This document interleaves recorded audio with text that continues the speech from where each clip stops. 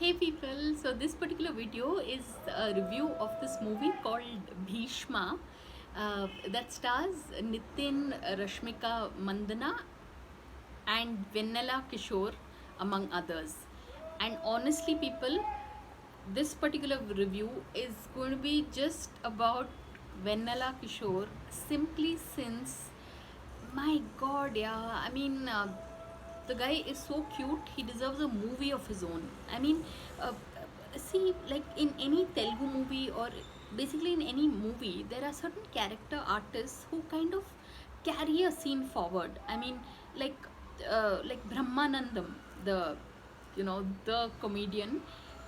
If you were to remove him from a film, the film won't be the same. Like in certain cases you can remove the actor and actress and it or replace them with someone else and it won't make a difference. But with regard to some of these character artists, they bring a certain like magic to the film, like in a dish, a certain garnishing without which the dish is not complete. So that I have to say about Vennela Kishore. In fact, uh, any movie that stars Vennela Kishore, I watch it for him, regardless of who the lead actors, lead pair is.